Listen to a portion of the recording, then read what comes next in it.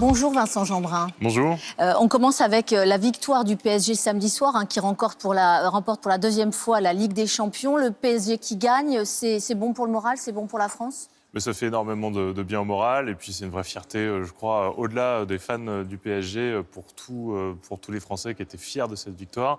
Les 2 étoiles, un back-to-back comme ça, c'est quand même assez extraordinaire. Donc oui, ça a été un vrai plaisir. Même si on l'a vu, il y a eu des moments qui ont un peu gâché la fête. Il y a justement eu donc cette victoire, mais aussi ces violences urbaines, des interpellations, des blessés, des images de chaos, malgré 22 000 policiers et gendarmes mobilisés dans tout le pays. Est-ce qu'il faut s'habituer à ces scènes ? Est-ce qu'il y a une forme de fatalisme ? Il ne faut certainement pas s'habituer à ces scènes. Et d'ailleurs, on voit que ce sont des violences qui sont très déconnectées du monde sportif. C'est vrai à la fête de la musique, c'est vrai aux fêtes d'Halloween maintenant. On voit qu'il y a une partie de la société, heureusement encore une minorité, mais extrêmement violente et extrêmement présente, qui vient gâcher les moments de liesse parce qu'ils cherchent des moments de rassemblement pour avoir plein de spectateurs. Ils cherchent des moments où il y a les projecteurs braqués sur eux et surtout ils cherchent les affrontements avec les forces de l'ordre. Cette minorité ultra-violente, d'ailleurs le mot minorité est bien utilisé parce que souvent ce sont des très très jeunes, des mineurs, est un problème de société. Et moi, je veux féliciter les policiers qui, avec beaucoup de sang-froid et au péril de leur vie et de leur intégrité physique, vous l'avez dit, il y a eu des blessés, ont réussi à contenir ces émeutes. Qu'est-ce que ça aurait été s'il n'y avait pas eu cette mobilisation policière ? Est-ce qu'il y a une spécificité parisienne ? Parce qu'on a vu ce qui s'est passé à Paris. En revanche, rien à Lens après la victoire du RC Lens en Coupe de France. Rien à Bordeaux après la victoire des Girondins en rugby, cette fois-ci pour le titre européen. Est-ce que c'est spécifique à l'Île-de-France ? Je vais faire très attention à ne pas stigmatiser les habitants de nos quartiers parce que vous avez 5 à 6 millions de Français qui cherchent à vivre honnêtement dans ces quartiers populaires. Mais on le sait aussi, bien souvent, ce sont dans ces quartiers que sont installés notamment les narcotrafiquants qui gangrènent nos quartiers et qui installent une culture du gang, une culture de l'hyperviolence. Et c'est évidemment un terreau plus favorable pour qu'il y ait une partie de cette jeunesse de France qui s'habitue à cette violence, qui s'habitue à être les ennemis des forces de l'ordre et qui vont avec enthousiasme affronter les forces de l'ordre et casser dans Paris. Donc bien sûr qu'on a un sujet dans nos quartiers populaires. Il y a quand même une forme d'impuissance publique. Alors, moi, regardez, quand on entend Emmanuel Macron hier, pas d'impuissance publique. Quand on entend Emmanuel Macron dire qu'il sera intraitable, qu'il veut plus voir ça, que c'est fini, on en a ras-le-bol, terminé, ce sont ses mots. Mais on fait comment ? On a l'impression que ces paroles du président de la République, c'est quand même une forme de preuve d'impuissance publique. Dans notre système démocratique, toute modification intense, elle passe par la loi. Alors vous l'avez vu, l'Assemblée nationale est très divisée, il n'y a pas de majorité très claire aujourd'hui. Or, quand on a des lois efficaces, on a des résultats. Je pense à la loi narcotrafic qui a été portée par Gérald Darmanin, par exemple. Elle est récente, mais elle permet d'obtenir des résultats.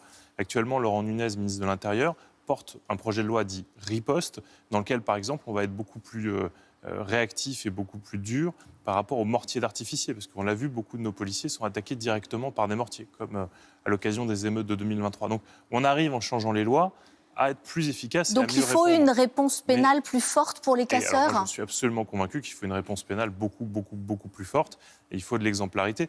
Il faut 2 choses, immédiateté de la peine, certitude de la peine, et donc c'est le meilleur moyen de faire la pédagogie, et plus largement, lutter contre les narcotrafiquants et replanter le drapeau de la République dans les quartiers.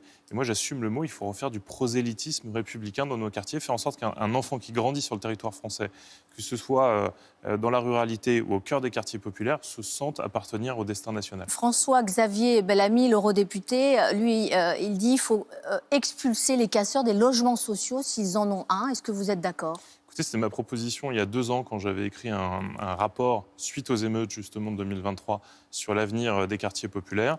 Pour moi, toute personne qui bénéficie de la solidarité nationale doit être exemplaire dans son comportement. Parce qu'il y a trop de personnes qui attendent justement ces logements. Moi, j'ai été maire pendant 10 ans. Quand vous avez une maman qui élève seule son gamin et qui souvent dort dans sa voiture, on se dit qu'elle est quand même prioritaire par rapport à des casseurs ou des criminels. Et donc effectivement, pas de solidarité nationale. Donc pas d'allocations sociales, enfin on retire les allocations sociales. Là, on parlait des logements sociaux, ouais. je suis de ce point de vue-là. Sur les allocations familiales, il faut juste être prudent. Parfois, dans une famille, vous avez un enfant qui casse, qui pose des problèmes, mais d'autres enfants qui sont là et qui ont besoin de ces allocations familiales. Il faut être juste par rapport à ça. François-Xavier Bellamy, il fait, lui, le lien entre ces incidents et l'immigration. Idem pour les extrêmes droites européennes. L'allemande Alice Weidel, le néerlandais Geert Wilders prônent eux-mêmes la remigration. Est-ce que ces propos vous choquent? Est-ce que pour vous, c'est de l'ingérence? Alors, c'est pas une question. Enfin, pour moi, la question, elle est très claire. C'est est-ce que les personnes qui se comportent mal sont sanctionnées? Vous avez ceux qui sont nés sur notre sol, qui sont français, et on a un problème de capacité à intégrer, de capacité à faire société commune, et comme je vous le disais tout à l'heure, à faire en sorte que nos jeunes se sentent français et aient envie d'être français et d'en respecter les règles et les lois. Puis vous avez aussi des personnes qui n'ont pas le droit d'être sur le territoire national, qui sont entrées illégalement. Et cela, évidemment, ça paraît normal de pouvoir leur demander de repartir chez eux. Mais vous ne faites pas le lien entre immigration et violences urbaines? Ce sont deux choses différentes quand même. C'est-à-dire que quand vous avez une immigration illégale, par définition, ils participent à la délinquance puisqu'ils sont en situation d'être hors la loi. Pour autant, moi, ce que j'ai constaté, c'est qu'aujourd'hui, la plupart des jeunes qui sont venus casser ou ceux qui ont participé aux émeutes de 2023, ils sont nés en France, ils ont été à l'école de France, ils ont participé aux associations sportives, aux clubs de foot, etc. Et c'est là où on voit un échec d'intégration d'abord et avant tout. Juste un dernier mot, vous avez vous-même été victime de violences lors des dernières émeutes en juillet 2023. C'est vrai que ça avait suscité une grande émotion puisque votre maison avait été attaquée à la voiture bélier alors que votre famille était à l'intérieur. Vous y vivez toujours? Vous avez décidé d'y rester. Pourquoi? Oui, c'est une décision qu'on avait prise à l'époque parce que ma femme considérait à juste titre que ce n'était pas à ceux qui nous avaient attaqués de décider où on allait habiter ou vivre. Et elle a toujours eu cette phrase qu'elle a toujours en à l'esprit, on ne sera pas des victimes, c'est nous qui sommes debout, qui avançons. Voilà, on avance. L'attractivité de la France est au cœur du 9e sommet de Choose France qui s'ouvre aujourd'hui à Versailles. Mais c'est vrai que dans de nombreux territoires, les entreprises disent avoir du mal à recruter faute de logements accessibles. Est-ce que la crise du logement, c'est pas devenu l'un des principaux risques pour l'attractivité économique de la France ? La crise du logement, elle touche tout le monde à tous les niveaux et elle mérite d'être effectivement prise à bras-le-corps. Et c'est ce qu'a fait le Premier ministre en annonçant un grand plan de relance du logement avec un objectif très ambitieux, 2 millions de logements d'ici 2030. Et c'est 400 000 par an. C'est 400 000 par an. Et vous posez une vraie question, c'est comment on coordonne encore mieux l'activité économique avec le logement. Pour ça, on a des partenaires comme Action Logement, parce qu'à une époque, on appelait le 1% patronal, vous savez, où on travaille avec eux pour justement améliorer encore cette capacité à accompagner par le logement les investissements économiques comme ceux qu'on arrive à obtenir brillamment avec Choose France. Donc vous tiendrez ces objectifs de 2 millions de construction de logements d'ici 2030 ? On fait tout pour, et ça passe notamment par un projet de loi Relance Logement qui sera présenté au Parlement dans les prochaines semaines, avec une ambition très forte de simplifier autour de la question de la création, d'accélérer les procédures, construire mieux, plus vite, plus, et au fond faire ce qu'on a appelé les Jeux Olympiques du logement avec toute l'équipe de France du logement. Gabriel Attal qui a fait son premier meeting de campagne, ça se passait samedi dernier. Est-ce que vous l'avez regardé? Vous l'avez trouvé comment? J'ai regardé en replay pour le coup, parce que c'est évidemment important. On l'a senti volontaire, on l'a senti plein d'énergie.